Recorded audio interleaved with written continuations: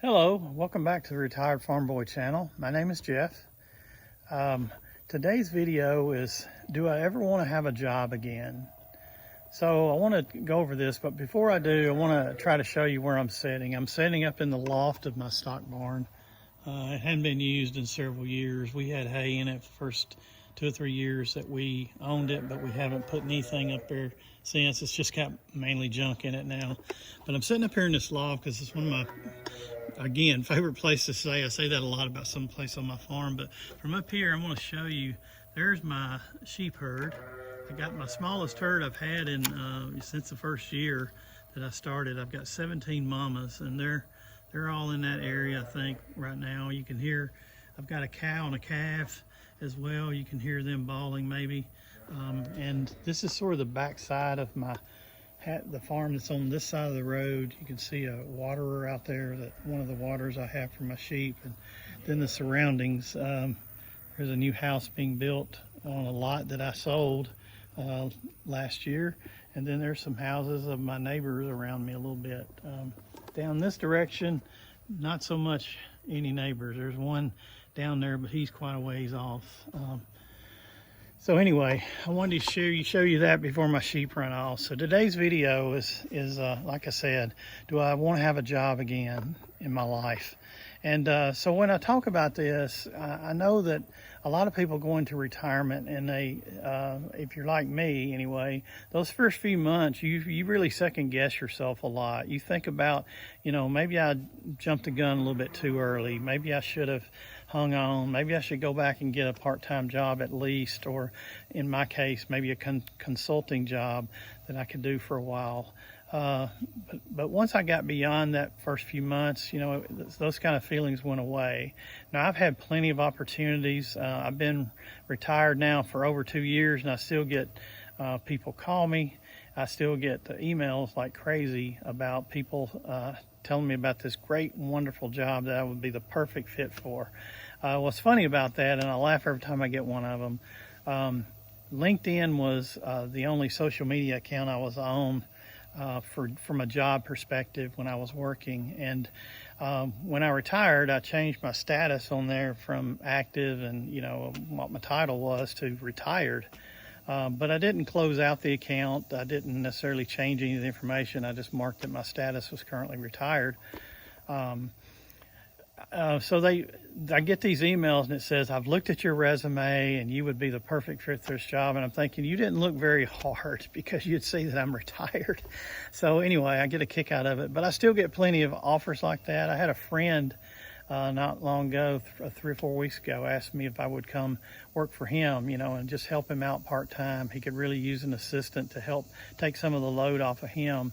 He's a one-man IT shop, so I can understand how that has to be. I would never want to do that. So he's got a burden on him. And I told him, I said, I really just don't want to do that anymore. The type of work that he would want me to do and need me to do, it's not something that I care to really do. There's the only thing that I told him, and this is somewhat of a, something I said that I know could never come true kind of thing, but I told him, and the only job I'd go back to in IT would be if I got to go back and write code, create new programs, and do different things with that. And all the language and computer languages I know, they're long gone, and not an expertise enough in some of the newer languages that I know something about. I just don't consider myself an expertise, so I don't have to worry about that really ever coming true. So I avoided that job. Other opportunities that I've had, and I've had people tell me about, is doing something else besides what I did my career in, and maybe still work and take up some of my time and enjoy myself doing it. An example of that is I know I've told you several times that I love to read, and so there's several publishers and things that you can work for them, read books, read a manuscript and that kind of thing, and give them feedback and so on, and you'll get paid for that. There's a lot of things around personal finance. I don't consider myself an expert in that by any means, but I know quite a bit about it just from my own self-learning that I've done through the years. And I've often thought about going to the high school that I graduated from and ask them if I could do a personal finance class for the students. That was something that back in my time, I think they do have a class on it now, honestly. But back when I was in high school, they did not have a class on it. The first time I learned anything about personal finance, and I think this is so ironic, the thing that kids need to learn more than anything is personal finance, honestly. That's going to give them the most benefit to help them through their life than just about anything.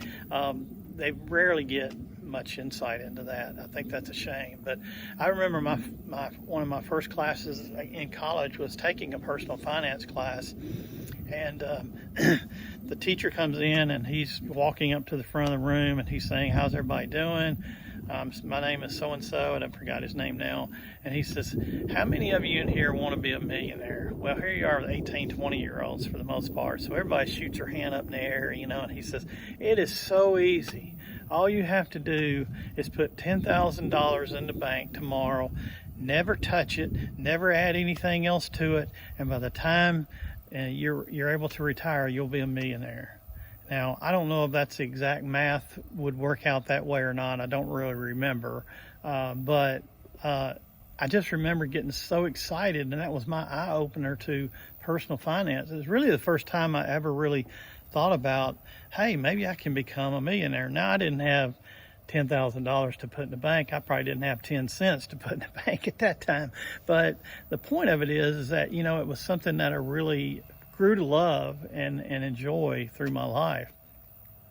Got off on a tangent there a little bit, sorry about that, but I've had opportunities to do some jobs along the lines of things like that, or thought about doing it and had feelers put out, and people talk to me about things like that. But at the end of the day, that first few months of retirement was so tough. You do have second thoughts. You do doubt yourself. You think, boy, a little extra income, if I'm, like I said, I'm a finance nut. So, I'd say if I could make just $50,000 a year for 1 year, how much more would that help with my retirement save? All kinds of crazy things like that. And finally you get past that few months and it's like, man, for me, it was like, I don't want to work. In fact, now I tell my friends and family, I don't ever want to draw another paycheck. Now, I'm talking about from where I'm working to earn it, kind of perspective. So I'm interested to see, what your struggles were when you got into retirement about going back to work. Did you struggle? Did you feel like you needed to go back? Did you go back? Tell me what you think. I'd love to get some rapport going back and forth about this and talk to people about it. I'm also hoping that, you'll subscribe to my channel. I'm still begging for those subscriptions to get my channel up there. Give me a thumbs up if you would. Help me out if you don't mind, and if you find something in these videos that you like. So until next time, you know what I'm going to say. Retirement is great.